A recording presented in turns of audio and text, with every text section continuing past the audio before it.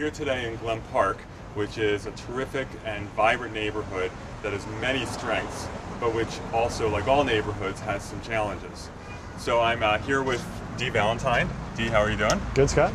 And do you live here in Glen Park? I do. I live a couple blocks away from the downtown village here. My wife and I, we have two daughters, ages 4 and 6, and raising them here in the city.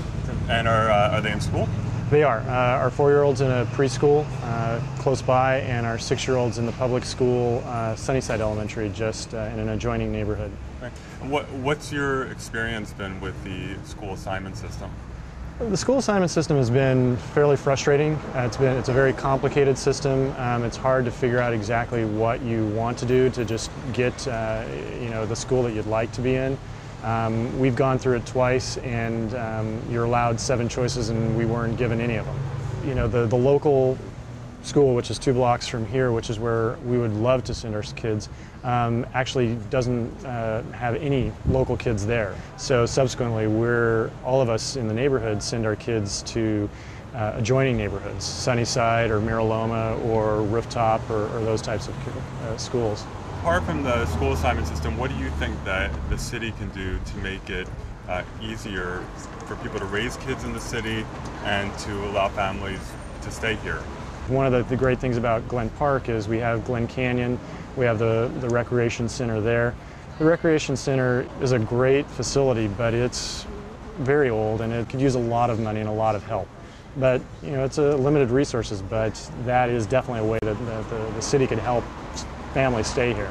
And we're in front of the Glen Park Library today. How has the library been since it opened up a few years ago?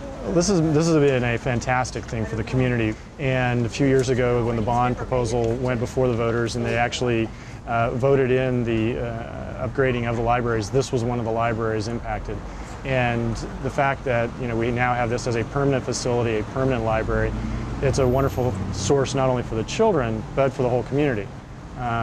There was a slideshow just a few weeks ago put on it was about Georgia O'Keeffe, and I took my kids there, but my kids were the actually only ones there. We think of libraries being great for kids, but no, this is a community facility. Yeah, I think it's so important for the city to have policies that allow people to raise their kids in San Francisco and to stay here and not to leave just because their kids reach school age. And I think that means reforming the school assignment system to keep the schools diverse while also making sure that people don't have to take their kids all the way across town to school, and to make sure that people have safe opportunities for recreation is really critical. So Dee, thanks so much for taking the time today. I appreciate it. Absolutely. Thank you, Scott.